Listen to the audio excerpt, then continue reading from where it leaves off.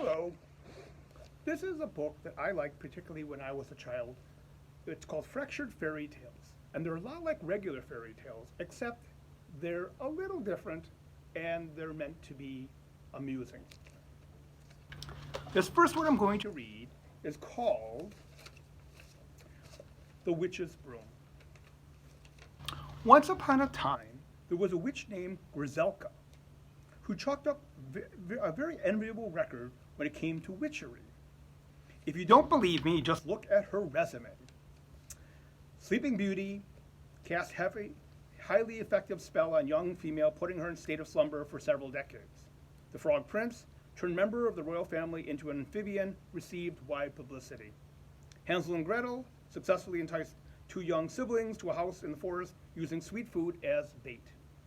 Naturally, when it came time to give out the award for the best witch of the year, Griselka won.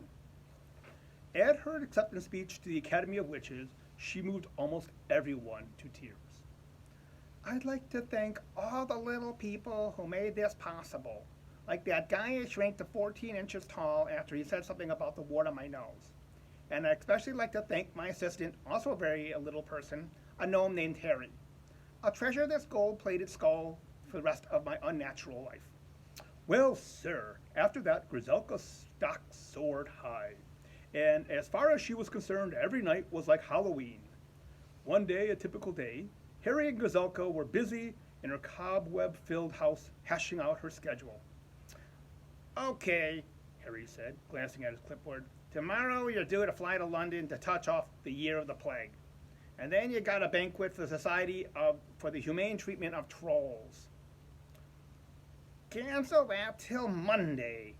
Tomorrow I've got to lock this Lady Rapunzel in a tower and then run over to the...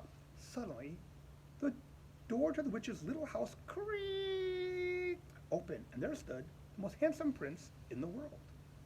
Ah, fair lady, said the prince to Griselka, could I trouble you for a flagon of water?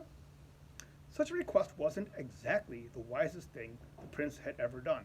In fact, it was tantamount to committing Harry-Carry. Instead of water, try a sip of this, said the mean old Griselka, handing him a hissing, steaming cup of newt's knees, bat tripe, and other ingredients that probably would not pass FDA approval, but would turn the prince into a tree stump. Still, witches too have heart. At the last second, before the concoction touched the prince's lips, Griselka was struck by Cupid's arrow.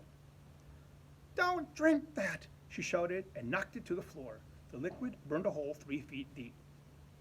My word, said the prince, it must be carbonated.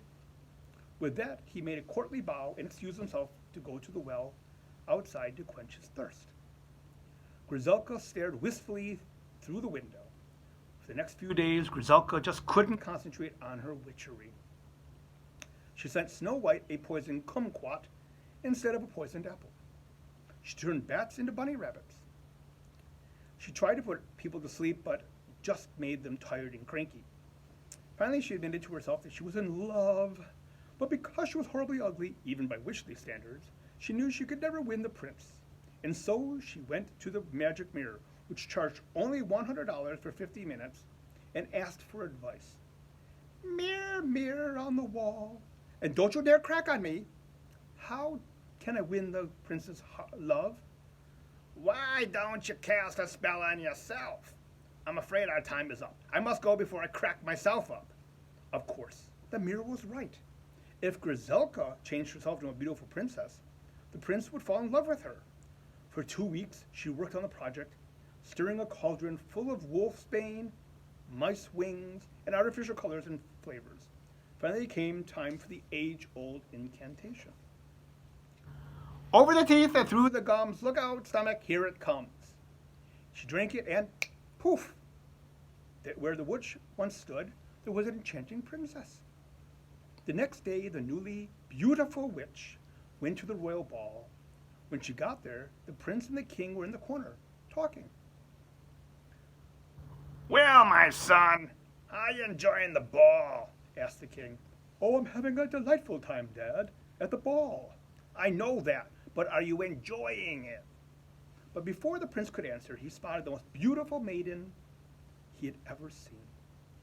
Griselka shook her head.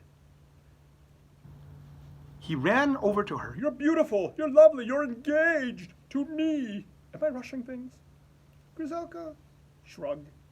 A whirlwind romance ensued. She went to the opera, to the ballet, to beheadings. But there was one little problem. They were never alone. For wherever they went, along came the broom that Griselka used to ride on in her nightly forays. It would ride in the carriage with them, sit next to them at the art shows. There was no escaping it. There was no escaping her past. The prince began to get a bit suspicious. Now, I have nothing against cleaning instruments in general, he said. I just want to be alone with you. Desperate, Griselka decided to shell out another $100 and go to her old mirror on the wall. Well, it's all psychological, my dear. You see, that broom over there has a sort of dust complex. Now that you're a princess, it's lonely. It misses its former owner, and it no doubt still thinks you are a witch. Oh, what can I do? The answer is simple. Get it a gride. Now, in medieval English, that which is what the mirror was speaking, the word gride meant dustpan. So the witch immediately purchased a small but attractive dustpan and set it beside the lonesome broom in the broom closet. The rest happened naturally. In the end, when the prince and the princess got married, they had a double wedding with the happy cleaning instrument couple. So as you can see, not only was there a bride and groom, but there was also a gride and broom.